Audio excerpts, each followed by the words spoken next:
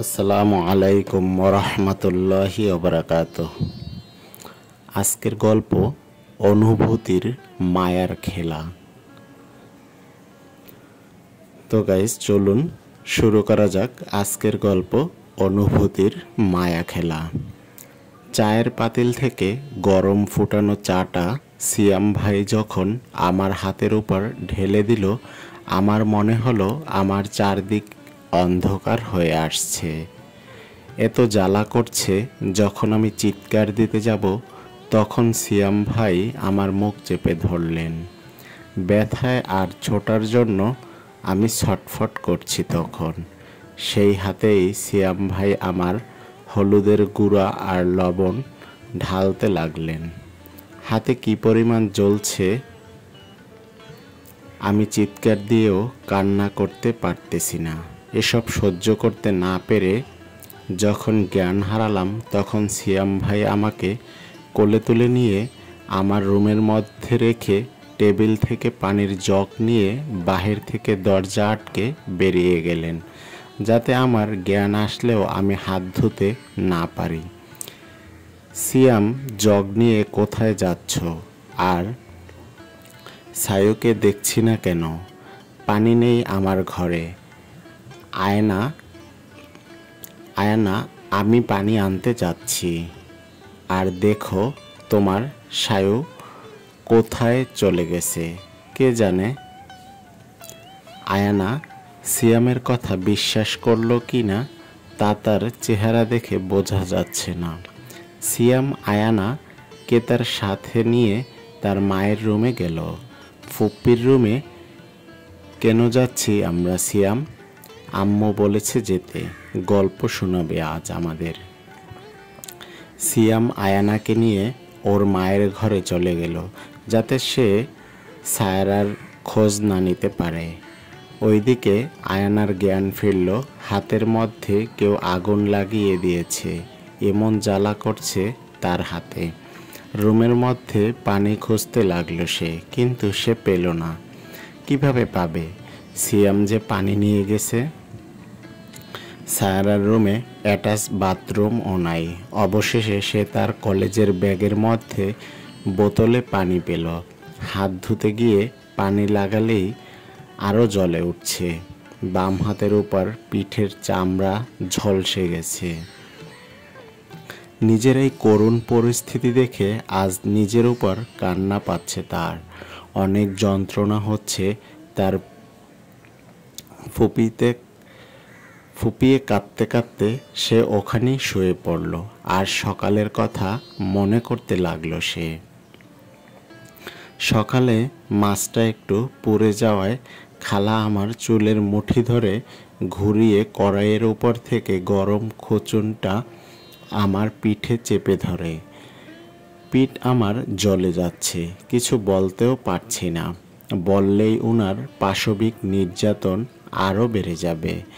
কান্না মাথায় কণ্ঠে বলে সায়রা, আমাকে ছেড়ে দিন খালা, আমার ভুল হয়ে গেছে, আর এমন হবে না। ভুল কিভাবে হয়? মন কই থাকে তোর? হ্যাঁ, আজকে তোর ভাই আসবে, জানিস না তুই? ওর প্রিয় মাছ এটা কিভাবে পুড়ে। খালার ঝাঁঝালো কণ্ঠে কেঁপে উঠি আমি।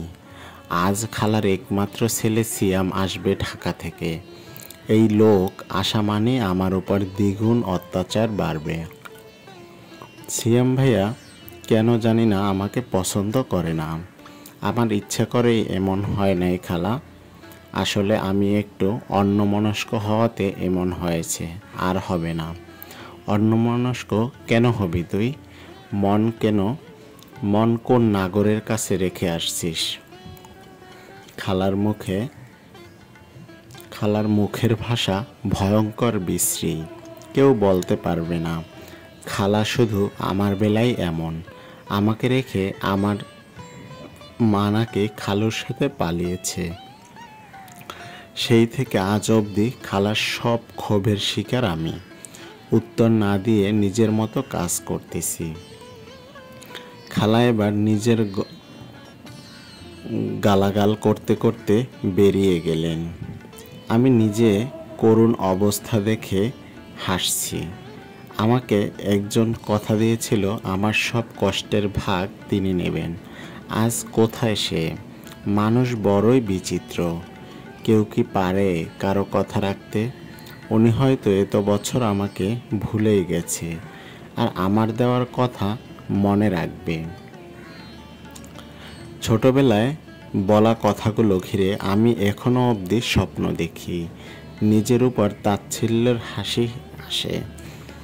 দুপুর গড়িয়ে বিকেল হলো। সিয়াম ভাই হয়তো এসেছেন। খালা দৌড়ে বেরিয়ে গেলেন ছেলেকে দেখতে, আর আমি ধীরে ধীরে তার পিছে গেলাম। খালাকে দেখে সিয়াম ভাই জড়িয়ে ধরল। এতগুলো দিন পরে ছেলেকে পেয়ে কান্না করে দিলেন খালা। আর মা এত কান্না করে না, তোমাকে অনেক পচা দেখাবে জানো। চুপ চুপ। জানো, তোমার জন্য আমি এত সারপ্রাইজ নিয়ে আসছি। সিয়াম ভাইকে অনেক খুশি দেখাচ্ছে। এত খুশি আগে কখনো দেখি নাই। কি সারপ্রাইজ বাবা, এতদিন পরে তোকে দেখলাম, একটু কান্নাও করতে দিবি না? সিয়াম ভাই খালার কথা শুনে মুচকি হেসে গাড়ি থেকে আরেকজনের হাত ধরে বের করে আনলেন। গাড়ি থেকে জিন্স পরা আর হাফ কুর্তি পরা এক অপরূপ সুন্দরী মেয়ে নেমে এলেন। খালা খুব অদ্ভুতভাবে তাকিয়ে আছে মেয়েটির দিকে, আর মেয়েটিও খালার দিকে তাকিয়ে হাসছে। কেমন আছো ফুপ্পি তুমি? আলহামদুলিল্লাহ আয়ানা। মামনি, তুই কত বড় হয়ে গেছিস, চিনাই যাচ্ছে না তোকে।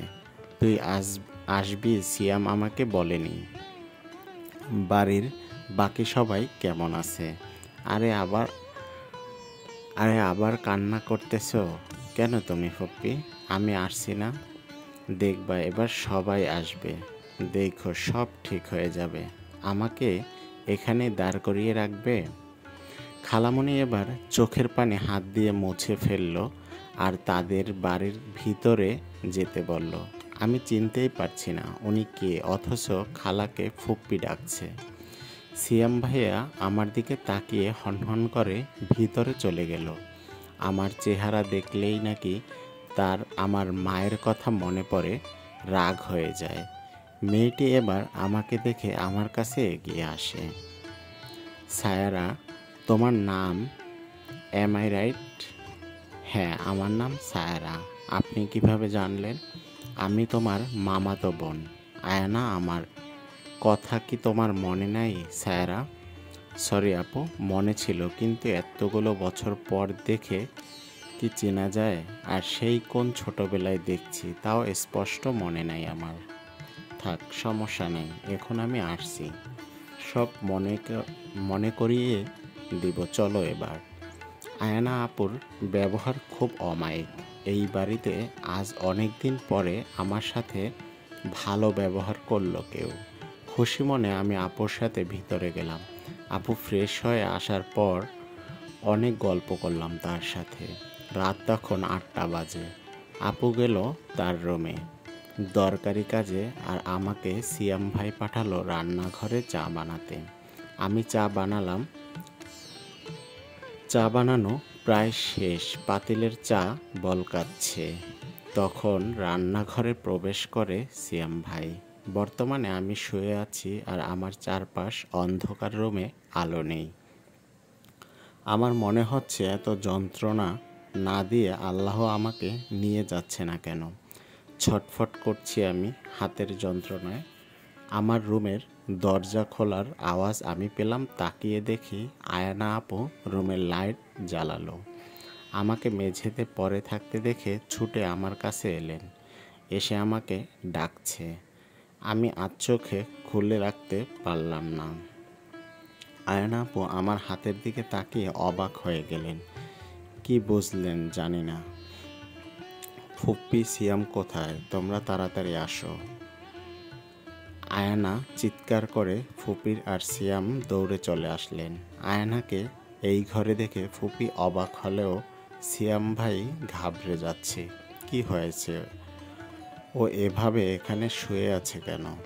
ও এখানে শুয়ে না ফুপি, জ্ঞান হারিয়ে পড়েছে, জ্ঞান হারিয়ে পড়ে আছে, ওকে হসপিটালে নিতে হবে। ওর হাত দেখো তুমি। ফুপ্পি হাত দেখে আঁতকে উঠল আর সিয়ামের দিকে তাকালো। তার আর বুঝতে বাকি রইল না কি হয়েছে। সিয়াম সায়রাকে কোলে নিয়ে তাড়াতাড়ি আর ওকে হাসপাতালে নিয়ে যাও। সিয়াম, তুমি গাড়িতে গিয়ে বসো, আমি আমার ফোন নিয়ে আসছি। সিয়ামের অনিচ্ছা হওয়া সত্ত্বেও আয়ানার কথায় নিয়ে যাচ্ছে। আয়ানা ঘরে গিয়ে কাউকে কল দিয়ে সব খুলে বলে, তুমি তাড়াতাড়ি চলে আসো ভাই, দেখে যাও এখানে কি হচ্ছে। চোখ যখন আমার খুলল, নিজেকে হাসপাতালের বিছানায় দেখে খুব অবাক হলাম আমি। আমাকে তো হাসপাতালে আনার লোক খালা বা সিয়াম ভাই না। আমার জ্ঞান ফিরতে দেখে চট জলদি সিয়াম ভাই এগিয়ে আসলেন আমার দিকে। নিজের মুখের গম্ভীর্য ধরে রেখে বললেন, আয়না অথবা কেউ জিজ্ঞেস করলে হাতের ক্ষতের ব্যাপারে যাতে ভুলেও আমার নাম না আসে। মাথায় রাখবি, আমার নাম নেওয়া মাত্র তোর কি হবে। চিন্তা কইরেন না, আমি না বললেও একদিন সবাই জানবে। উপরে আল্লাহ আছে না। আমি অবাক হয়ে যাই, এত অন্যায়ের পরেও তার মধ্যে কোনো অনুশোচনা, বিন্দুমাত্র চিহ্ন দেখা যাচ্ছে না। তাই ওনার কথা আমার কাছে তাচ্ছিল্যপূর্ণ লাগলো। আমার উত্তর শুনে সে আবার দূরে চলে গেল। আয়না আপুকে দেখলাম ওয়াশরুম থেকে বের হতে। আমার হাত ব্যান্ডেজ করা, আরেক হাত ক্যানোলার স্যালাইন চলছে। সিয়াম, তুমি এবার বাসায় যেতে পারো।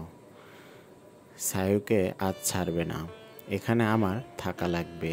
আশ্চর্য, আয়না কাল সারাদিন এত জার্নি করে আসলো, এক ফুটো রেস্ট নিতে পারল না। এক ফোঁটা রেস্ট নিতে পারলা কই সারা রাত? এই মেয়েটার সেবা যত্ন করলা। আমার তো মনে হচ্ছে তুমি নিজেই অসুস্থ হয়ে পড়বা। তখন আমি মামাকে কি জবাব দেব? আমার বাবা, আমি বুঝে নিব। আমার অসুস্থ লাগছে না, মেয়েটাকে তো আর আমি একা ফেলে রাখতে পারি না। তোমার যা ইচ্ছা করো। সিয়াম ভাই রাগ করে কেবিন থেকে বেরিয়ে চলে গেলেন। আয়না আপু দেখলাম যাওয়ার পানে তাকিয়ে হালকা হাসলো। আজ প্রথম আমি আমার জন্য কাউকে ভাবতে দেখলাম, আমার জন্য চিন্তা করতে দেখলাম। আনন্দে চোখের কোণ বেয়ে অশ্রু গড়িয়ে পড়ল। কেউ তো আমার যত্ন করতে পারে, ভালোবাসতে পারে, এই কথাটা বিশ্বাস হচ্ছে না। আমাকে কান্না করতে দেখে আয়না আপু বিচলিত হয়ে পড়লেন। কি হয়েছে সায়ু? সায়ু পাখি, তুমি কান্না করছো কেন? কোথাও ব্যথা পেয়েছো, কষ্ট হচ্ছে, ডাক্তারকে ডাকবো? না আপু, অনেক দিন পর কেউ এভাবে আমার যত্ন নিল, আমার কথা ভাবলো, তা দেখে আমার কান্না চলে আসছে। ধুর পাগলি, এভাবে কান্না করো না। ফপি বা সিয়াম কেউ তোমার যত্ন নেয় না। আসলে বাদ দিন আপু, তুমি টায়ার্ড না, রেস্ট নিলেই পারতে তো। সমস্যা নেই, একজন আসতেছে। আসলে আমি চলে যাব, সে থাকবে। আয়না আপু হয়তো খালা আসলে চলে যাবেন, তাই আর কথা বললাম না, চুপচাপ শুয়ে পড়লাম। আয়না আপু দেখি ফোন নিয়ে ফোন টিপছে। আমার একা একা বোরিং লাগছে খুব এভাবে শুয়ে থাকতে। অতীত থেকে ঘুরে আসা যাক। অতীত। আমি সায়রা জাহান, আমি আমার মায়ের একমাত্র মেয়ে। আমার বাবা ছোটবেলায় মারা গেছেন। আমার ততটা মনে নেই, তখন আমার 5 কি 6 বছর। আমার খালাদের বাসায় থাকতাম। খালার এক ছেলে সিয়াম মাহমুদ। সায়ান হলো আমার মামাতো ভাই। সায়ান ভাই অনেক ছোট তখন, মামা মামি বিদেশে চলে যায় আয়না আপু আর সায়ান ভাইয়াকে নিয়ে। যাওয়ার আগে সায়ান ভাই আমাকে বলে গেছে, তোর সব ভালো মন্দ আমার দায়িত্ব। পিচ্চি, অপেক্ষায় থাকিস, আমি ফিরবো। আমরা বাচ্চা ছিলাম। সায়ান ভাই বলতে পাগল ছিলাম। আমার খেলা আমার খেলাধুলো আবদার সব সায়ান ভাইয়ের কাছেই ছিল। তার জন্যই খালার এত অপমান সহ্য করে পড়ে আছি আমি। তার চেহারাও আমার ঠিক মনে নেই। হঠাৎ একদিন খবর এলো আমার মা আর খালু দুজনেই নাকি পালিয়ে গেছে। মায়ের আর খালুর কোনো খোঁজ খবর নাই। এরপর সবাই ভাবলো খালুর সাথে মা পালিয়ে গেছে। কিছুদিন পর খবর পেল তারা বিয়ে করে অনেক দূর চলে গেছেন।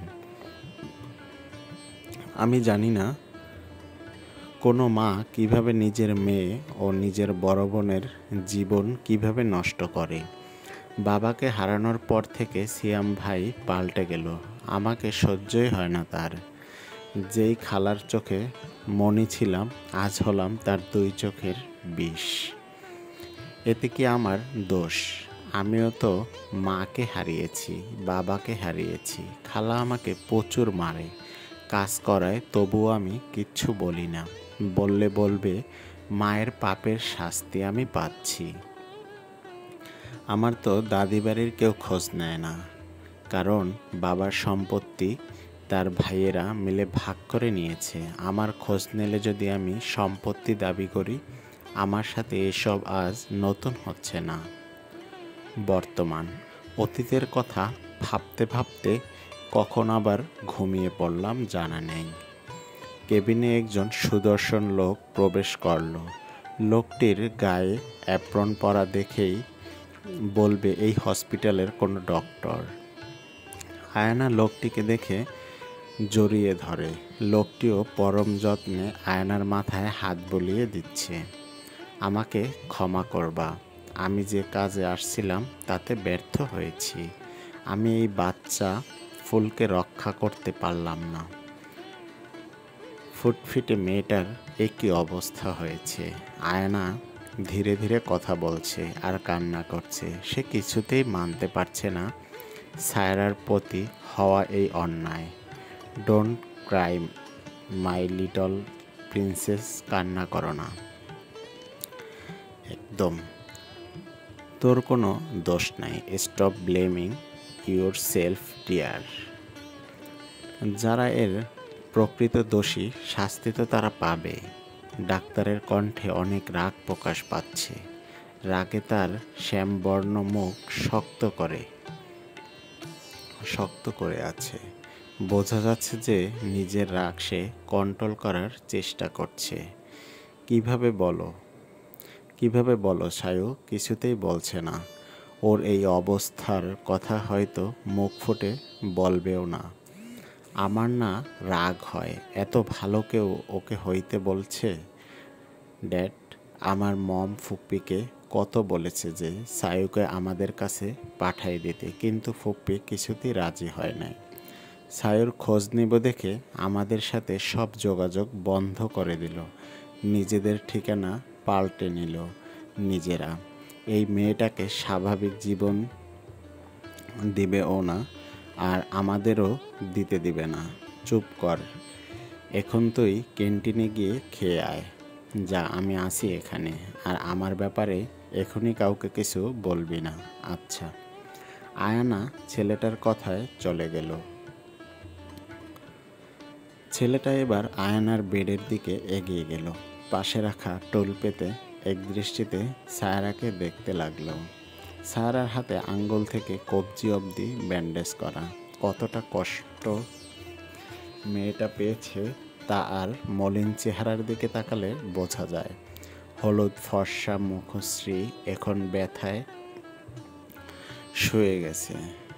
ব্যথা শুকিয়ে গেছে। মেয়েটা এত শুকনা কেন? ওকে কেউ খাবার দেয় না? এবার ছেলেটা তার হাত দিতে সায়রার মাথায় হাত বুলিয়ে দিতে লাগলো। সায়রার নড়ে পাশ ফিরে শুয়ে সায়রার পিঠের উপর এক অংশ পুরো কালচে হয়ে আছে। ফর্সা দেহে পোড়ার দাগ পুরো স্পষ্ট ফুটে আছে। রাগে চোখ মুখ খিচে বন্ধ করে নিল ছেলেটি। মানুষ এত পাষাণ কিভাবে হয়? এইটুকু মেয়ের গায়ে হাত তুলতে কি তাদের মায়া লাগে না? সাইড থেকে বার্ন ক্রিম নিয়ে ছেলেটি সায়রার পিঠে পোড়া স্থানে লাগিয়ে দিল। এর মধ্যে স্যালাইন শেষ হওয়ায় তাও খুলে নিল। হাত ড্রেসিং করাতে হবে, এখন না হলে ইনফেকশন হয়ে যাবে। কেবিন থেকে বেরিয়ে নার্স ডেকে নিয়ে আসলো। নার্স এসে সায়রাকে ডেকে তুলল। আগে যখন ড্রেসিং করানো হয়েছিল তখন সায়রা অজ্ঞান ছিল, এখন তো সে সজ্ঞানে। এখন কি হবে? মেয়েটি যখন সায়রার হাতে ব্যান্ডেজ খুলে পরিষ্কার করতে নিল, সায়রা ব্যথায় জোরে চিৎকার দিল। সায়রার চিৎকারে ছেলেটিও আয়না দৌড়ে চলে এলেন। সায়রার চিৎকারে আগুনস্তব যুবক ও আয়না কেবিনে এসে পড়ে। তারা এসে দেখে নার্স সায়রার হাত নিচে নামাতে বলছে, আর সায়রা তার হাত উপরের দিকে তুলে বাচ্চাদের মতো কান্না করতে আছে। ম্যাম, আপনি এভাবে হাত সরিয়ে নিলে আমি হাত ড্রেসিং করব কিভাবে? আমি খুব ব্যথা পাচ্ছি আপু, ছেড়ে দিন, করা লাগবে না। ড্রেসিং না করলে তো আপু হাতে ইনফেকশন হয়ে যায়। নার্স, আপনি উঠুন, আমি করে দিচ্ছি। জি স্যার। পুরুষালী কণ্ঠস্বর পেয়ে সায়রা মাথা ঘুরিয়ে দরজার দিকে তাকায়। ওখানে ডাক্তার আর সাথে আয়না আপুকে দেখে নার্স ডাক্তারের কথায় উঠে যায়, আর সেই ডাক্তার গিয়ে বসে সায়রার সামনে। সায়রা ডাক্তারকে দেখে তাকিয়ে আছে, কেমন যেন চেনা চেনা লাগছে তার কাছে। সায়রা ডাক্তারকে দেখে কী সব ভাবতে ব্যস্ত তখন। ডাক্তার সায়রার হাত ধরে পরিষ্কার করে ফু দিয়ে দিয়ে হাত ড্রেসিং করছে। সায়রা এতটাই মগ্ন ডাক্তারকে দেখতে যে টের পেল না কখন ডাক্তার তার হাতে ড্রেসিং করে হাত ব্যান্ডেজ করে ফেলছে। আয়না যখন দেখল সায়রা খেয়াল সেদিকে নাই, সে ডাক্তারকে দেখতে ব্যস্ত, তখন তার হাসি পেল। ডাক্তার অর্ক, তোমার পেশেন্ট, এরে দেখো, খেয়াল তোমার দিকে। এতক্ষণে যে মেয়ে হাতে ব্যথা পেয়ে ড্রেসিং করবে না বলে চিল্লাচিল্লি করছিল, আর এখন তার হাতের ড্রেসিং করানো শেষ, সে টের পেল না। আমার মতো হ্যান্ডসাম কোনো ছেলে যদি সামনে বসে থাকে তাহলে কি মেয়েদের ধ্যান থাকে অন্যদিকে? তবে আমি কেন আপনাকে দেখতে যাব? আজীব, আপনি যে সুন্দর, এই মিথ্যে কথা আপনাকে কে বলেছে? সায়রা আয়না আর ডাক্তার অর্কের কথায় লজ্জা পেয়ে কি থেকে কি বলল খুঁজে পেল না। আয়নার মুখে ডাক্তারের কথায় তার মন খারাপ হয়ে গেল। সে কিছু সময়ের জন্য অর্কের মধ্যে সায়ানকে খুঁজছিল। আয়না শাক দিয়ে মাছ ঢাকা ট্রাই করতে না করতে আমি দেখতে কেমন তা আমি ভালো করে জানি। সত্যি বলতে, অর্ক যখন সায়রার হাত যত্ন সহকারে পরিষ্কার করছিল তখন আয়না একটু হলেও সায়ানের কথা মনে পড়ে যায়। সায়ান ছাড়া সে তো আর কিচ্ছু ভাবতে পারে না। জানিস সায়ু, পিচ্চি মম ড্যাড বলেছে তোকে আমার সাথে আমার বাসায় নিয়ে যেতে। তোর খবর শুনে তারা আসতে চেয়েছিল, আমি না করছি, কারণ বিকেলেই তো তোকে ছেড়ে দেবে এখান থেকে। মামা মামি বাংলাদেশে কবে আসছে আপু? আসছে অনেক দিন হয়েছে পিচ্চি, কাউকে জানানো হয় নাই। আমি পড়ার জন্য শুধু অ্যাব্রোড থাকতাম, আর শেষ হওয়ায় সিয়ামের সাথে আসলাম। তুমি যেও আপু, আমি যাব না, খালা আমাকে যেতে দেবে না। সায়রা মন খারাপ করে আয়নাকে কথাটি বলল। আয়না সব জেনেও সায়াকে কিছু বলল না। সময় বলে দেবে সায়রা, কে কোথায় থাকবে আর যাবে, তুই এত ভাবিস না শোনা। আপু, মামারা এতদিন ধরে দেশে, আমার সাথে কোনো যোগাযোগ করলো না। আমি যেন কত মিস করতাম তোমাদের। আচ্ছা, মামা মামি কি একাই দেশে এসেছে, আর তুমি আর কেউ আসে নাই? আমাদের তো ঠিকানা দেওয়া হয় নাই পিচ্চি, তোরা কোথায় থাকিস তাই পারি নাই। আর আম্মুরা আসছে, কয়েক মাস হবে দেশে। আর কেউ বলতে কার কথা জিজ্ঞেস করলি? আয়ানা ভালো করেই জানে সায়ারা সায়ানের কথা জিজ্ঞেস করছে, কিন্তু আয়ানা বুঝতে দিল না কিছু তাকে। আসলে আমি সায়ান ভাইয়ের কথা জিজ্ঞেস করছি, উনি কোথায়? সময় হলে সবার সাথে দেখা হবে পিচ্চি, কথা না বলে চুপচাপ থাক এখন। শুনে তোর এই কাজিনকে কিছু খাইয়ে দে। দেখোস না চিকুন চামেলি না খেয়ে কেমন হয়, জোরে বাতাস বইলে এরে খুঁজে পাওয়া যাবে না। এই এই কি বললেন আপনি? আমি চিকেন চামেলি, চিকনি চামেলি? আপনার এত সাহস আমাকে চিকনা বললেন? সায়রা অর্কের কথায় রেগে গিয়ে ঝাঁঝালো কণ্ঠে উত্তর দিল। আয়না দূরে দাঁড়িয়ে এদের ঝগড়া দেখতে লাগলো। তখনই খালা কেবিনে ঢুকলেন। আমার দিকে কড়া দৃষ্টি নিক্ষেপ করে আয়নার দিকে তাকিয়ে বলল, আয়না মামনি, তুই বাসায় গিয়ে ফ্রেশ হয়ে রেস্ট নে, আমি থাকি এখন ওর সাথে। না ফপি, আমি ঠিক আছি, বিকেলে ওকে ডিসচার্জ দিলেও প্রতিদিন ওকে এখানে এনে হাত ড্রেসিং করানো লাগবে। সমস্যা নাই মা, আমি আছি এখানে, ওর খেয়াল রাখতে পারবো, তুই চিন্তা করিস না। অর্ক, মিস আয়ানা, আপনি একটু আমার কেবিনে আসুন তো, কথা আছে। হ্যাঁ আসছি। ফপি তুমি থাকো একটু এখানে, আমি আসছি। যা, আমি আসি এখানে। আয়ানা অর্কের সাথে চলে যাওয়ার পরে খালা আমার দিকে এগিয়ে আসলো। আমি খালার দিকে তাকিয়ে আছি চুপচাপ। উনি আমার দিকে এগিয়ে এসে ঠাস করে আমার গালে থাপ্পড় লাগাইয়ে দিল। আমি অবাক হয়ে তাকিয়ে আছি, উনি আমাকে হসপিটালে এসেও মারবে। আমি বুঝতে পারি নাই, আমি ওনার দিকে ফ্যাল করে তাকিয়ে আছি। আমাকে কেন মারলো বুঝলাম না আমি। আমার ছুটি করা চুল খালা মুট করে ধরলো। আয়নাকে দেখে বেশি বেড়ে গেছিস তাই না মা? আয়নাদের নামে বদনাম করবি আর আমি চুপচাপ দেখব? আমি কিছু বলি নাই খালা, আমাকে ছেড়ে দিন, আমি ব্যথা পাচ্ছি। মনে রাখবি আয়না এসব ব্যাপারে যেন বুঝতে না পারে, তাহলে আমার থেকে খারাপ দ্বিতীয় কেউ হবে না। তুমি নিশ্চিত থাকো, আমি নিজের মুখে কখনো বলবো না। কিন্তু খালা, সত্যি কি কখনো চাপা থাকে বলো? এত বড় বড় কথা শুনতে আমি চাই না। আমি আয়নার সাথে সিয়ামের বিয়েটা দিতে চাই। এর মধ্যে যদি তুই বাধা দিতে আসিস তখন বুঝবি আমি কে। সায়রা কি উত্তর দিবে?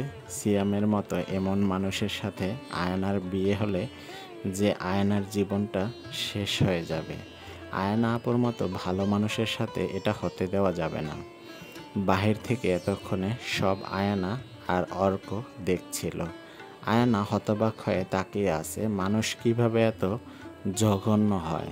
আয়না তার আগের ফুপির সাথে এই আগের ফুপির কোনো মিল পাচ্ছে না। অর্কের রাগে মাথা ফেটে যাচ্ছে। সে পারছে না, এখন সব তছনছ করে দিবে। রাগ কমাতে পাশের ওয়ালে 2-3টা ঘুষি মেরে দিল। কি করছিস ভাইয়া, শান্ত হ, ব্যথা পাবি তো। হাতে এইভাবে কেউ করেন? আমি কি করব? আয়ো এভাবে ওই মেয়েটাকে মারা দেখব তারা এই বাচ্চা মেয়েটার সাথে এমন করছে কেন? তোর কি দোষ? শান্ত হ, ঠান্ডা মাথায় ভেবে কিছু ডিসিশন নে। ভাই রাখলে ক্ষতি হবে শুধু। আয়ান কেবিনে গিয়ে বলল ফুপিকে ডাক্তার তার চেম্বারে ডাকছে। আয়নার কথা মতো ফুপি অর্কের কেবিনে আসলো। আসুন আসুন, আমি আপনার জন্য অপেক্ষা করছিলাম। কি ব্যাপার ডাকলেন, বলেন। তার মিস সায়রার হাত পড়ল কিভাবে? চা ঢালতে গিয়ে ভুলে নিজের হাতে ঢেলে ফেলছিল। তা ভুলে ঢেলেছিল নাকি কেউ ইচ্ছাকৃতভাবে ফেলেছে? অর্কের এমন কথায় সায়রা খালা ঘামছে। কিভাবে কি বলবে? কাজ তো তার ছেলে করছে। কী সব আবল তাবল বকছেন? কি করবে সব? নিজে থেকেই হয়েছে। শার্ট আপ মিসেস পারুল। আমরা সায়রার পিঠের হাতে নানা পোড়া মারের ছাপ স্পষ্ট দেখেছি, যা দেখে বোঝা যাচ্ছে আপনারা কিভাবে ওই মেয়েকে টর্চার করেন। অর্কের কথায় সিয়ামের মায়ের কাঁপাকাঁপি অবস্থা। সে ভয়ে আছে, এবার যদি সবাই সত্যি জানে তাহলে কি হবে। তুমি এসব কি বলছো বাবা? আমরা কেন ওকে মারবো বলো? আমি যতদূর জানি সায়রা বিবাহিত নয় যে শ্বশুরবাড়ির লোকজন ওর সাথে এমন বিহেভ করবে। আর ও থাকে আপনার কাছে, তাহলে আপনার বাসায় আপনি আর আপনার ছেলে ব্যতীত কেউ তো থাকে না। বাবা চুপ করো, তুমি যা চাও আমি সব দিব। আমার একটা ডিল করি, তুমি চুপ থাকলে যা চাইবা তাই পাবা। আর ইউ শিওর ম্যাডাম, আমি যা চাইব তাই দিতে পারবেন? হ্যাঁ, কত টাকা চাই তোমার? তুমি শুধু অ্যামাউন্টটা আমাকে বলো, আমি তোমাকে দিয়ে দিব। আচ্ছা, এখন না, সময় হলে চেয়ে নেব। আপনি অপেক্ষা করুন। মানে বুঝলাম না।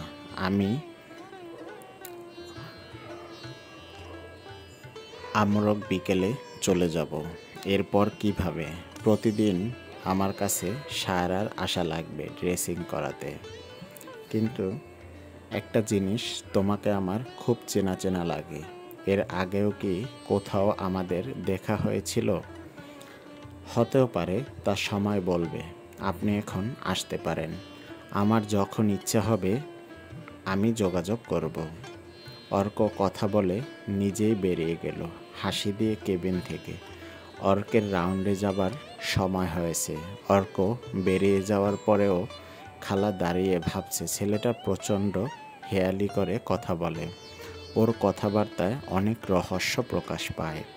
এবার খালাও চলে আসে আমার কাছে। আপনাকে কেন ডাকছিল ফুপ্পি? তেমন কিছু না, বলল ওর খেয়াল রাখতে আর ওকে সাবধানে কাজ করতে। এভাবে হলে সামনে যদি আরও বড় দুর্ঘটনা ঘটতে পারে। খালার কথা শুনে আয়না আপু মনে মনে হাসছে, কারণ সে জানে অর্ক ঠিক কী বলতে পারে। অথচ খালা সুন্দর বানিয়ে বানিয়ে মিথ্যে বলে দিল। আয়না আপু শুধু মুচকি হাসছে আর মনে মনে ভাবছে কিছু। ফুপি, তুমি এখন থাকবে নাকি চলে যাবে? কারণ আমি তো আছি, আর বিকেলে ডিসচার্জ করিয়ে একবারেই বাড়িতে ফিরবো আমরা। তুই যখন এখানে থাকতে চাচ্ছিস থাক, আমি না করব না। আমি বরং আসি। এখানে থাকা আমার সম্ভব না। নিজের খেয়াল রাখিস আর সাবধানে থাকিস। আচ্ছা ফুপি, তুমি যাও, এত চিন্তা করো না, আমি বাচ্চা না। খালা কি সত্যি আয়না আপুকে নিয়ে এত চিন্তিত, নাকি পুরোটাই তার নাটক? কত সুন্দর উনি আয়না আপুকে স্নেহ করেন। হয়তো সত্যিই খালা আয়না আপুকে ভালোবাসেন, একমাত্র ভাতিজি বলে কথা। মনে মনে এসব ভাবছিল সায়রা শুয়ে শুয়ে। কী রে সায়ু পিচ্ছি, তোর মন খারাপ কেন? তেমন কিছু না আপু, আসলে ভাবছি কিছু। কি এমন ভাবে এই পিচ্ছি? আমিও একটু শুনি। সায়রার কথা শেষ হতেই পিছন থেকে কেউ একজন বলে উঠল কথাটি। দরজার দিকে না তাকিয়ে সায়রা আর আয়না বুঝতে পারল ডক্টর অর্ক এসেছে।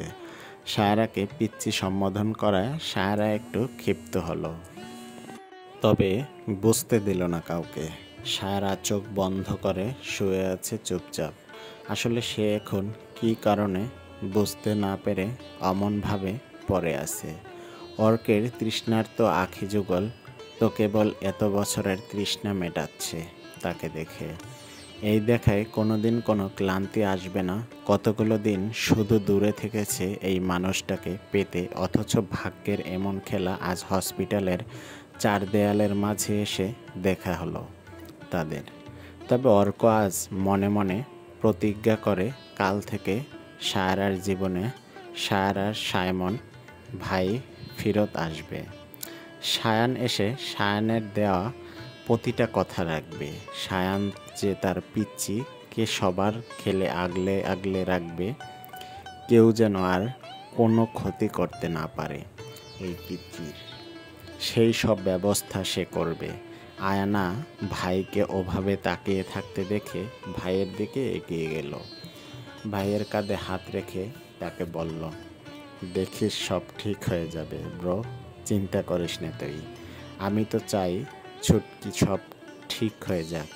আজ জানিস ফুপ্পি আমাকে মানি অফার করেছে, যাতে সায়রাকে মারার এই সব আমি ধামাচাপা দিয়ে দেই। আমাকেও চিনতে পারেনি। আমি না ছোটবেলায় সেই ফুপির সাথে এই ফুপির কোনো মিল পাচ্ছি না। ভাই কী করবি, কিভাবে সায়রাকে আমাদের বাসায় নিবি? ফুপ্পি আর শিয়াম কি রাজি হবে? ওটা তুই আমার উপর ছেড়ে দে। শোন, তুই বাসায় গিয়ে সায়রা আর তোর সব কিছু গুছিয়ে রাখবি। আমি গিয়ে শুধু পিক করব তোদের। আচ্ছা। বাট সিয়াম কিছুতেই রাজি হবে না সায়রাকে দিতে। একটা জিনিস বুঝতে পারলাম না, সায়রার হাত সত্যি কিভাবে পড়ল? ফুপ্পি করছে নাকি সিয়াম? আমরা তো শিওর নই। আর ওই বোকা মেয়েও বলবে না। ওর বলার দরকারও নাই ছুটকি। ডোন্ট ওয়ারি, আমি আছি না, দেখিস। এখন থেকে সবাই ভালো থাকবে। আমি জানি তো আমার ব্রো সবার থেকে বেস্ট, তাই তো আমি আমার ব্রোকে এত ভালোবাসি। I love you too my little cute. আয়নার আর অর্কের অনুকূলে অনেকক্ষণ ধরে ফিসফিস করে কথা বলতে দেখছে সায়রা। বেডের থেকে অনেকটা দূরে হওয়ায় ওদের কথা ঠিক বুঝতে পারল না। সায়রার খুব পানির পিপাসা পেয়েছে, তাই সে এবার আয়নাকে ডাক দিল। আয়না আপু, আমাকে একটু পানি এনে দিবে? আমার খুব পিপাসা লেগেছে। আচ্ছা তুই বস ব্রো, আমি একটু ওর পাশে থাকবো, আমি আসছি পানি নিয়ে। আয়না চলে যেতে অর্ক এবার এগিয়ে বেডের কাছে রাখা টুল পেতে বসলো। আচ্ছা মিস সায়রা, আপনার পুরো নাম কি? আমার নাম সায়রা জাহান। কোন ক্লাসে পড়েন আপনি? এই তো এবার ইন্টারে। হাতের এই অবস্থা কিভাবে হলো? এটা সত্যি, অ্যান্সারটা দিন। সায়রা এইবার কি অ্যান্সার দেবে ভেবে পাচ্ছে না, কারণ সে কিভাবে বলবে এটা সিয়াম করছে। সিয়াম তো যাওয়ার আগে বারবার সাবধান করে গেছে। শান্ত খালাও ভুল করে হাত ফসকে পড়েছে। আমি কি আপনার কাছে কোনো বানানো গল্প শুনতে এসেছি মিস সায়রা জাহান? আমি আপনাকে কোনো গল্প শোনাবো ডক্টর। আপনি না বললেও অনেক কিছু জানি আমি। অন্যায় মেনে চুপ থাকা, সহ্য করাটা অন্যায় করার থেকেও বড় অপরাধ, বুঝলেন আপনি? আমি আপনার কথা কিছুই বুঝতে পারছি না ডক্টর। ছেড়ে দিন, সময় হলেই বুঝবেন। আসি, নিজের খেয়াল রাখবেন। অর্ক চলে গেল। সায়রা অর্কের যাওয়ার পানে তাকিয়ে আছে। অর্কের এমন অদ্ভুত ব্যবহার তাকে ভাবাচ্ছে। আয়না পানি নিয়ে এসে সায়রাকে খাওয়ালো। যথাসময় আয়না সায়রাকে নিয়ে বাড়ি চলে গেল। সায়রাকে নিজের রুমে রেখে আয়না চলে গেলেন তার রুমে ফ্রেশ হতে, তার গোসল প্রয়োজন।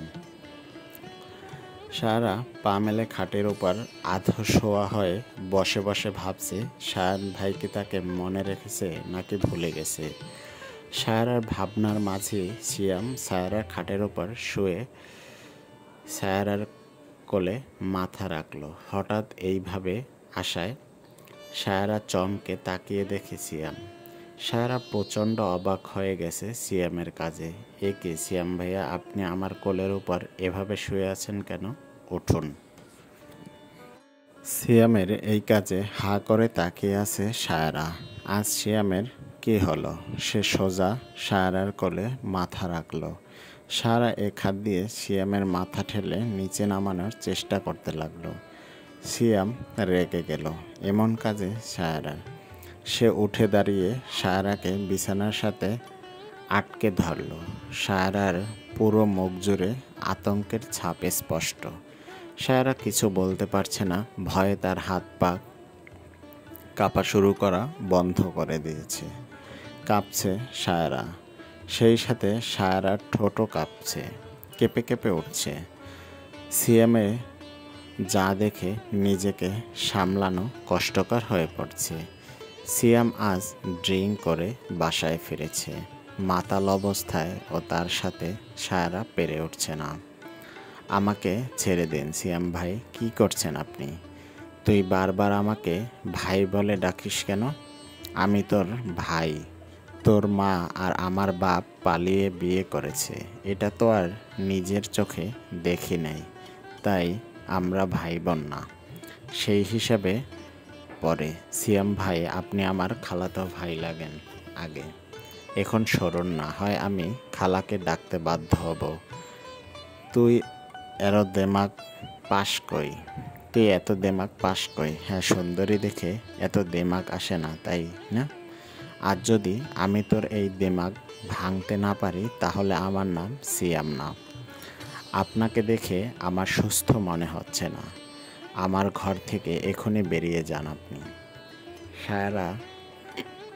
সায়রার কথা সিয়াম পাত্তা দিচ্ছে না, শুধু সায়রাকে দেখে যাচ্ছে। ড্রিঙ্ক করার কারণে সিয়াম নিজের মধ্যে নাই। সায়রা প্রচণ্ড ভয়ে করছে। ভয়ে মানুষের মস্তিষ্ক কাজ করে না, এটা তার প্রমাণ। সায়রা এক হাতে ব্যান্ডেজ করা, আর সেটা ডান হাত। মেয়ে মানুষ বাম হাত দিয়ে সিয়ামের মতো একজনকে কিভাবে সরাবে, তবুও চেষ্টা চালিয়ে যাচ্ছে। শেষে না পেরে সে আয়নাকে ডাক দিল। আয়না আপু, খালা কি কোথায় আছেন? আমাকে বাঁচান। সিয়াম জলদি উঠে দরজার ভিতর থেকে বন্ধ করে দিল। সায়রার থেকে তার ওড়না কেড়ে নিয়ে সায়রার মুখ বেঁধে দিল। সায়রা চোখ বেয়ে পানি গড়িয়ে পড়তে লাগলো। আজ সত্যি সায়রার ভয় করছে। এই সিয়াম কে? সে মনে মনে আল্লাহকে ডাকছে তাকে বাঁচাতে। আয়না আপু আর খালা আমার ডাক শুনে জলদি আমার রুমের দরজার সামনে এসে দরজায় নক করতে লাগলো। কিরে সায়ু, এভাবে ডাকলি কেন? পিচ্চি, দরজা খোল। আয়না আপুর ডাকের সাড়া দিতে গিয়ে শুধু মুখ থেকে অদ্ভুত আওয়াজ বের হচ্ছে, অস্পষ্ট, বেঁধে রাখার জন্য। আয়না এবার চিন্তিত, মেয়েটা এভাবে ডাকার পরে এখন দরজা খুলছে না কেন? ওর তো দরজা বন্ধ করে ঘুমানোর কথা না। খালা এবার আয়নাকে বোঝানোর চেষ্টা করলো। আয়না, চিন্তা করিস না মা, ও মনে হয় ঘুমের মধ্যে ডেকেছে হয়তো। হাতের ব্যথা দেখছিস না, এত ডাকাডাকি করছিস, ও খুলছে না। আমার তো মনে হচ্ছে না ফুপি, মাত্রই ওকে আমি এখানে রেখে ফ্রেশ হতে আমার রুমে গেলাম। আমি আবার আসবো এটাও বলে গেলাম, যাতে সে দরজা বন্ধ না করে রেখে এমন করবে কেন? ভুলে হয়তো করে ফেলেছে সে। এই সায়ু, দরজা খোল বোন, কি হয়েছে তোর? আয়না দরজার বাড়ি দিয়ে ডাকছে সায়রাকে, কিন্তু সায়রা কিভাবে খুলবে? সিয়াম যে সায়রার হাত উল্টো করে পিঠের কাছে ধরে রেখেছে। সায়রা ব্যথার জায়গায় ব্যথা পাচ্ছে চাপের কারণে। ওই ক্ষতস্থান হতে রক্ত বের হচ্ছে। সিয়াম সায়রার ঘাড়ের মুখ ডুবিয়ে রেখেছে। সায়রার শরীরে এই আলাদা ঘ্রাণ তার কাছে মাদকতার কাজ করে। সায়রা ঘৃণায়, লজ্জায় চোখ দিয়ে পানি পড়ছে। সায়রাকে সিয়াম নিজের দিকে ঘুরিয়ে ধীরে ধীরে সায়রার জামার দিকে হাত বাড়াচ্ছে। কি হতে যাচ্ছে ভেবেই সায়রা চোখ খিচে বন্ধ করে আল্লাহকে ডাকতে লাগলো। সিয়াম সায়রার জামার ফিতে ধরেছে। তখন এই কেউ দরজায় লাথি দিয়ে ভাঙার চেষ্টা করছে। বাসায় ওর মা আর আয়না আছে, মনে হতেই তাচ্ছিল্যের হাসি। মেয়ে মানুষ আর কি করবে, কী বা করতে পারবে? সিএমের ধারণাকে ভুল প্রমাণ করে দিয়ে শেষে লাথিতে দরজার ছিটকানি ভেঙে সেখানে প্রবেশ করলো ডাক্তার অর্ক। আয়না আর ও সিএমের মা সবাই এমন অবস্থা দেখে অবাক হয়ে দাঁড়িয়ে আছে। বাকশক্তি যেন সবার লোপ পেয়েছে। আয়না তাড়াতাড়ি সিয়ামের থেকে সায়রাকে ছাড়িয়ে আয়নার মুখ থেকে ওড়না খুলে দিল। ওড়না এবার নিজের সাথে ভালোভাবে পেঁচিয়ে আয়নাকে ধরে কেঁদে দিল সায়রা। অর্কের রাগে মাথা খারাপ হয়ে যাচ্ছে। সিয়ামের কলার ধরে সামনে এনে সিয়ামের গালে নিজের শরীরের সব শক্তি দিয়ে জোরে চড় লাগিয়ে দিল। অর্কের হাতের মায়ের সামলাতে না পেরে সোজা বিছানায় গিয়ে পড়ে যায়। সিয়ামের মা ছেলেকে মারায় রেগে যায়। কোন সাহসে তুমি আমার ছেলের গায়ে হাত দিলে? লজ্জা করে না? এত কিছুর পরেও ছেলের সাইড নিয়ে কথা বলেন।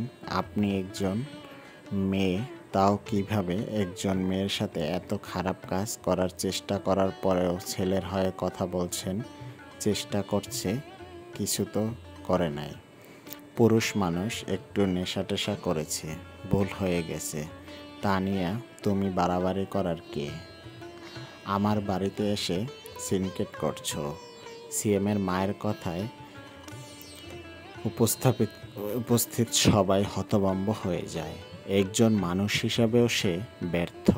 আয়না এবার নিজেকে কন্ট্রোল করতে না পেরে বলল, সরি টু সে পপ্পি, আপনি আপনার ছেলেকে শিক্ষা দিতে ব্যর্থ, নাকি এমন শিক্ষা দিয়েছেন? মুখ সামলে কথা বলো আয়না। আমি তোমার ফুপি লাগি আর তোমার বড়। আমি সিয়াম উঠে এসে অর্কের সামনে দাঁড়িয়ে বলল, আমার গায়ে হাত তুলে কাজটি ভালো করলি না তুই। তোর এত বড় সাহস আমার বাড়িতে দাঁড়িয়ে আমাকে অপমান। তোর ভাগ্য ভালো আমি এখনো চুপ আছি। একবার আমি কথা বলা শুরু করলে পালানোর পথ পাবি না। সিয়াম, আয়না তোর লাগেজ নিয়ে আয়, আমরা এখনই বাড়িতে ফিরবো। অর্কের কথায় সিয়াম আরও ওর মা ভাবে অর্কের সাথে আয়না কোথায় যাবে।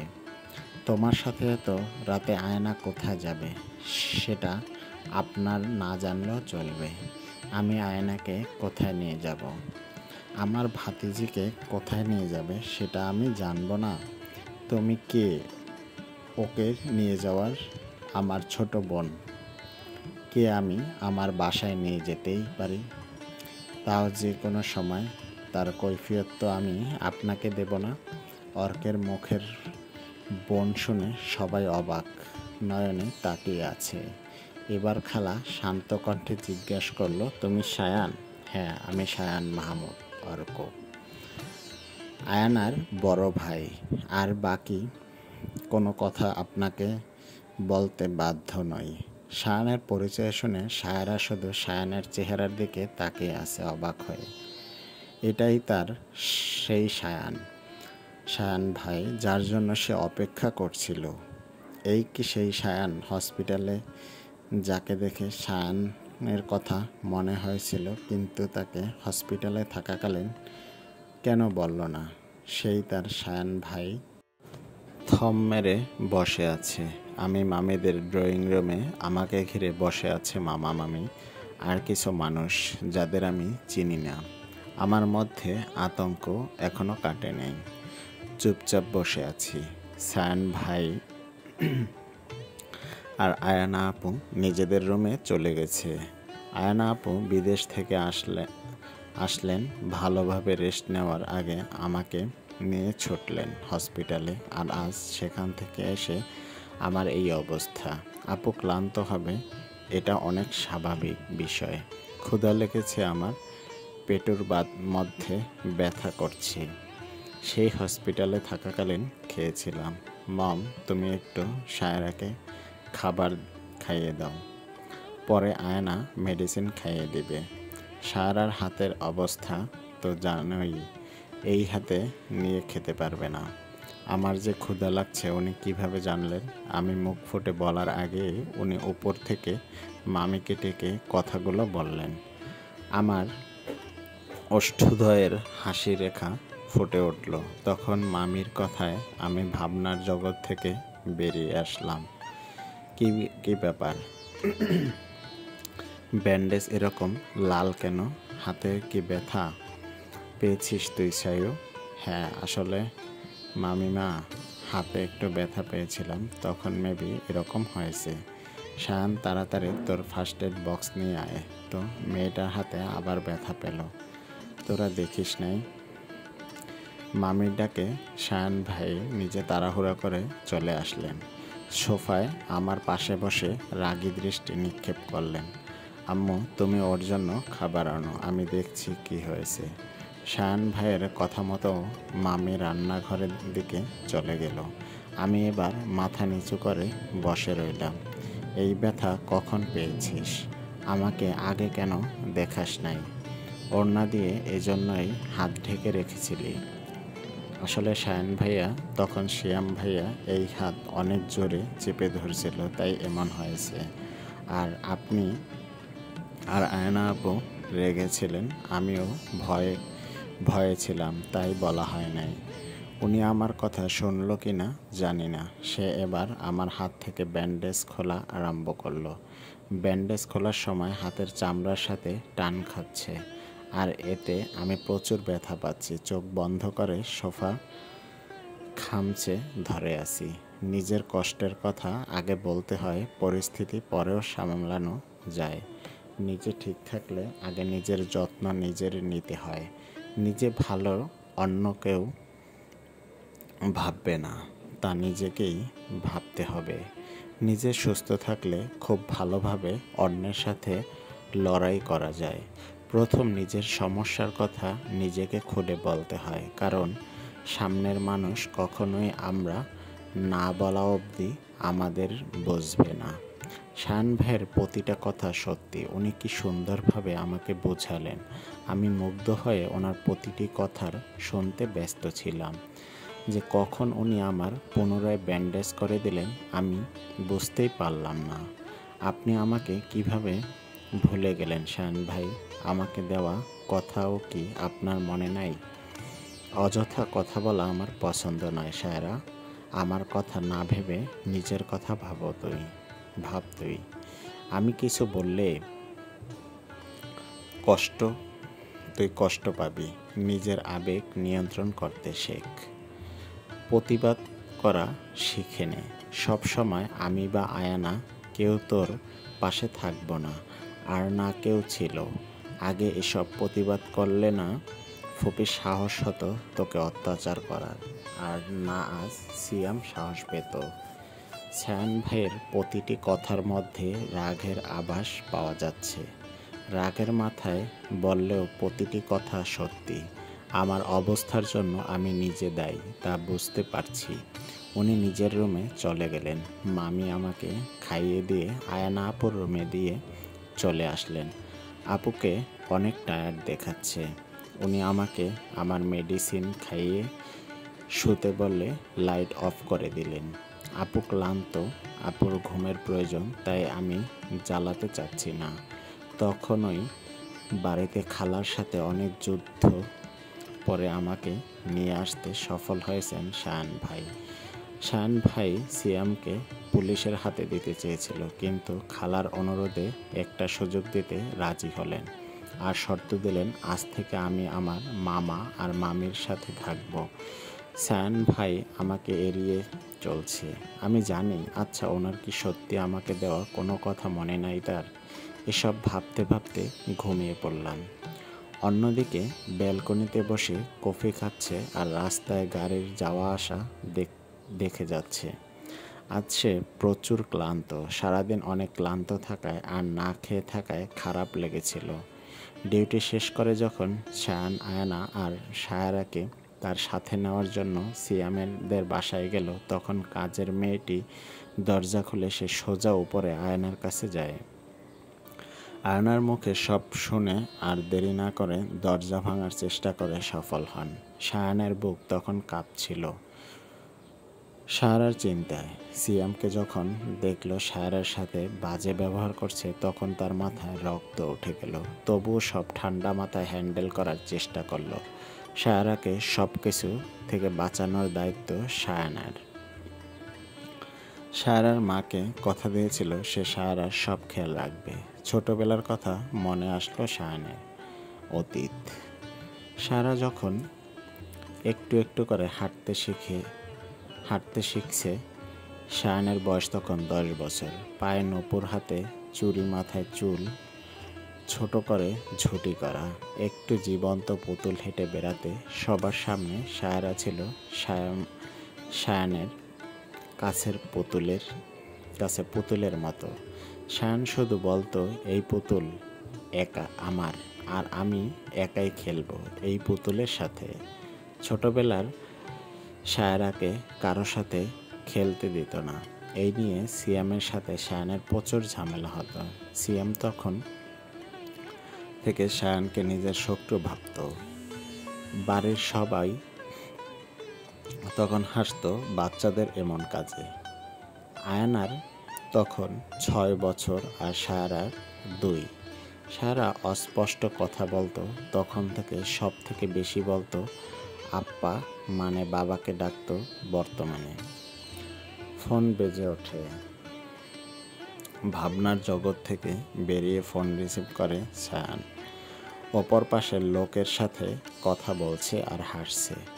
12টার মতো বাজে। এমন সময় এত কথা, তাও সায়ানের মতো গম্ভীর মানুষ বলতে পারে, আচ্ছা দোস্ত, আসবি কবে তুই? আমি তোকে অনেক মিস করতেছি। আসবো, এসে সবাইকে সারপ্রাইজ দিব আমি। হয়েছে তোমার সারপ্রাইজ, চুপ থাকো। একটাই সমস্যা, আমার সাথে লিনা আসতে চাইছে। আমি এখন কি করব? আসতে যেহেতু চাইছে, তুই এক কাজ কর, নিয়ে আয়, ঘুরে যাক এখান থেকে। সময় হলে নিয়ে আসবো। রাখি রে, আমার ঘুম পাচ্ছে। আচ্ছা, গুড নাইট। সায়ানেরও ঘুমের প্রয়োজন আছে। কাল সকাল থেকে আবারও ডিউটি আছে তার। অনেক কাজ বাকি সায়ানের। সব কাজ শেষ করতে হবে, যার জন্য এখন সব কাজের খবর রাখতে হবে। এই সায়ান যখন বলছে, তখন সব কিছু খুঁজে বের করবেই। সায়রা এপিট-ওপিট করছে। ঘুমরা কি তার চোখে হানা দিবে না? আর সায়রাকে শুধু সায়ানের করা কাজ কষ্ট দিচ্ছে। শুধু নিজেকে শক্ত রাখার চেষ্টায় মন খুলে হাসতেও পারছে না সে। নিজের সুখ এখন থেকে সায়রা নিজেই খুঁজে নেবে। কি করলে সে খুশি থাকে, এসব ভাবতে ভাবতে ঘুমিয়ে গেল। কাল নতুন ভোরের সূচনা। কার জীবন কি থেকে কি হয়ে যায় তা আল্লাহ জানেন। সায়রা গভীর ঘুমে আচ্ছন্ন। পাশে কি ঘটে যাচ্ছে তার খবর নেই। সায়রার ঘুম অনেক গভীর। সে একবার ঘুমালে আর দিন দুনিয়ার খবর থাকে না। সায়ান আয়নাকে মেসেজ করে জিজ্ঞেস করে, সায়রা ঘুমিয়েছে কি? আয়না রিপ্লাইতে বলে, সায়রা অনেক আগেই ঘুমিয়েছে। তখন সায়ান আয়নাকে বলে তাদের রুমে চলে যেতে। সায়ান এখানে এসে থাকবে। ভাই, এটা ঠিক হবে? এত রাতে তুমি আসলে মেয়েটা যদি খারাপ কিছু ভাবে, সেটা পরে ভাবা যাবে। তুই আমার রুমে আইসা ঘুমিয়ে পড়, আমি পরে তোকে ডেকে দিব। আয়না ভাইয়ের কথা শুনে আর দেরি করল না। খাট থেকে নেমে সোজা বেরিয়ে গেল। সায়ান সায়রার রুমে চলে আসে। সায়রা ঘুমন্ত চেহারা দেখে সে সব সময় এভাবে কাটাতে পারবে? সায়রার চুল উস্কো খুস্কো দেখেই বোঝা যায় মেয়েটা তেল লাগায় না। সায়না ড্রেসিং টেবিল থেকে তেল চিরুনি নিয়ে আসলো। খাটে গিয়ে সাইডে বসলো। একজন ঘুমন্ত মানুষের মাথায় তেল দেওয়া অনেক কঠিন। সায়রা অনেক চেষ্টার পরে সায়রার মাথায় তেল লাগিয়ে বেনি করে দিতে সফল হয়। সায়রা এক হাত ধরে বসে আছে। সায়ান, জানো পিচ্চি, আমি তোমাকে কতটা মিস করেছি। আমি জানতাম ফুপি তোমাকে খুব ভালোবাসে। ফুপি তোমাকে খুব আদরে লালন পালন করবে। আমি আর আম্মু আব্বু এটাই ভেবেছিলাম। যখন তোমাকে আমাদের কাছে নিয়ে আসতে চেয়েছি, তখন ফুপি অনেক রিঅ্যাক্ট করে। সে তোমাকে দিবে না। এরপর ফোন নাম্বার পাল্টায়, পুরান বাড়ি থেকেও চলে আসে। আমি অনেক খোঁজ করি, কিন্তু বারবার ব্যর্থ হই। আমার ধারণা এর বাহিরে ছিল যে আমার পিচ্চি পরি এতটাই কষ্টে ছিল। কথার মাঝখানে দেখে 3টা বেজে গেছে। সায়ান আর কিছু না বলে সায়রার কপালে একটা চুমু দিয়ে দ্রুত উঠে যায়। সকালে মামিমা রান্নাঘরে নাস্তা বানাচ্ছিল আর আমি ডাইনিংয়ের চেয়ারে বসেছিলাম। তখন কলিং বেল বাজলো। গিয়ে দরজা খুলতেই একজন মেয়ে ঘরে ঢুকে আসলো। আমাকে উপর থেকে নিচ অব্দি একবার দেখে সোজা রান্নাঘরে চলে গেল। আমি তো মেয়েটার দিকে হাঁ করে তাকিয়ে আছি। কি সুন্দর দেখতে উনি, মাশাআল্লাহ। যেমন সুন্দর দেখতে তেমনই গায়ের রং, জিন্স আর টপস পরে আছে। দেখে তাকে আমার তার দিকে তাকিয়েই থাকতে ইচ্ছে হচ্ছে। কি সুন্দর। রান্নাঘরে তার আর মামিমা এর কথা শোনা যাচ্ছে। কেমন আছো খালামণি? তোমরা বাংলাদেশে এসে আমাকে ভুলেই গেছো। I miss you so much. আরে না রে সোনা, এখানে আসার পরে কাজের চাপ, সব গুছানো, এসব ঝামেলা না, আমার কিছুই মনে নাই। Sorry dear. ইটস ওকে খালামণি। কি করছো? নাস্তা বানাচ্ছি। সায়রার সাথে গিয়ে বস। আয়রা আর সায়ান আসলে একসাথে নাস্তা করিস। ওই মেয়েটাকে খালামণি, ও হলো আমার ননদের মেয়ে, বুঝলি? ও আপুটা এসে আমার উপর সাইডের চেয়ারে বসলো। এমন মুড নিয়ে কথা তাকালো। তার আশেপাশে যেন আমি আছি তা তিনি বুঝতে পারছেন না। আয়না আপু এসে বাবা মার এক সাইডে বসলো। মামা এসে বসলো ওই আপুটার পাশে। ওনার নাম কি? ওনার নাম আমি এখনো জানি না কি, তাই এভাবে বলছি। হঠাৎ সায়ান ভাইয়ের উপর চোখ পড়ল। আজকে সায়ান ভাইকে মারাত্মক সুন্দর লাগতেছে। কালো গেঞ্জি, কালো ট্রাউজার পরা সায়ান ভাইকে দেখে আপুটা মুচকি হেসে বলল, সায়ান কাম সিট হেয়ার। ওনার পাশের সিট দেখিয়ে সায়ান ভাইকে বসতে বললেন। সায়ান ভাই করল তার উল্টো, আমার পাশে বসে পড়লেন। আপুটা এটা দেখে মুখ কালো করে ফেলল। হয়তো উনি অপমানিত বোধ করেছে। নো থ্যাঙ্কস লামিসা, আমি আমার চেয়ারে বসতে স্বাচ্ছন্দ্য বোধ করি বেশি। It's okay. তো আমার কল ধরা ও দেখি আজকাল সময় পাচ্ছ না। আমাকে প্রয়োজন ব্যতীত কল করলে আমি কেন ধরব? আমি আজাইরা বসে থাকি না। আমার প্রফেশন, এত সময় নেই আজাইরা পেঁচাল পাড়ার। আমার অনেক পেশেন্ট আছে, তাদের চিকিৎসা করা দরকার হয়। Next time without any emergency call করে আমাকে ডিস্টার্ব করবে না। তুমি আমার সাথে এতটা রুডলি কেন কথা বলছো সায়ান? তুমি কি কিছু বুঝতে পারছো না? এখানে এসেছো আমার খালার বাড়ি, চুপচাপ নাস্তা করে সামনে আমার আব্বু বসে আছে। বড়দের সামনে কি বলা উচিত আর কি বলা উচিত নয়, এইসব জিনিস খেয়াল রেখে কথা বলবা তুমি। খালামণি, তোমার বাড়িতে আসার পর থেকে তোমার ছেলে আমাকে এভাবে ইনসাল্ট করছে, তুমি কিছু বলবা না? আমি কি বলবো? তোদের ব্যাপার, তোরা দেখে বাচ্চাদের মতো বড়দের হস্তক্ষেপ উচিত না। আমি এতক্ষণে এসব দেখে যাচ্ছি। একবার সায়ান ভাইয়ের দিকে তাকিয়ে ওনার কথা শুনি, আর একবার লামিসা আপুর দিকে তাকিয়ে ওনার কথা শুনি। আসলে জিনিসটা আমার অনেক ভাল লাগছে, আমি উপভোগ করছি। বলে না বাঙালিরা ফ্রিতে বিনোদন আর ঝগড়া দেখতে ভালোবাসে। আপুটা রাগ নিয়ে নাস্তা খাচ্ছে, এসব দেখার চক্করে খাবারের কথা ভুলে গেছি।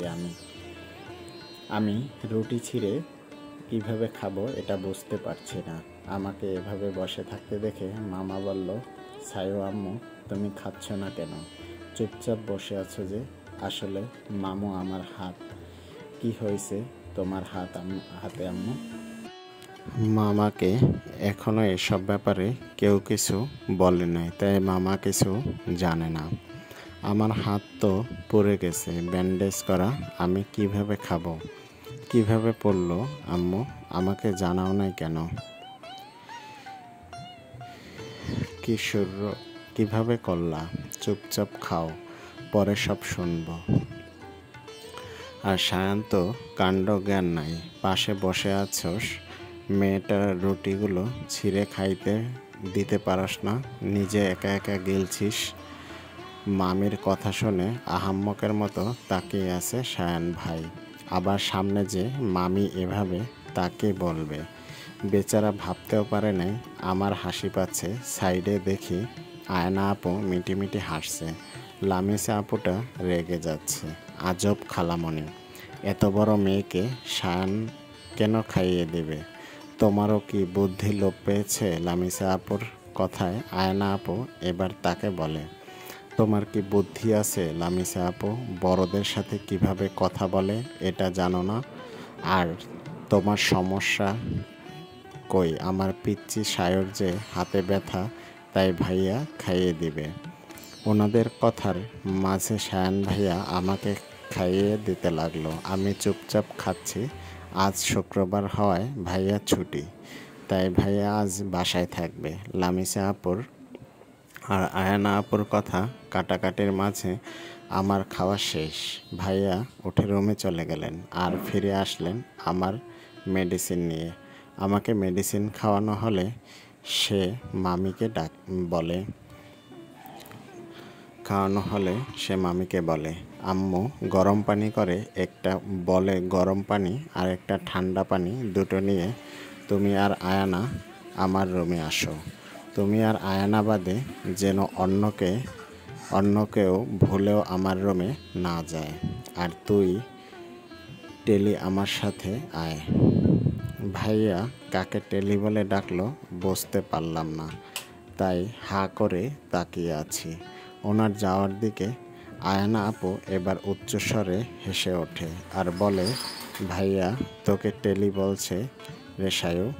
আর তুই হা করে ওইভাবে তাকিয়ে আছিস। আমাকে বলছে? আমাকে কোনো দিক দিয়ে টেলি লাগে?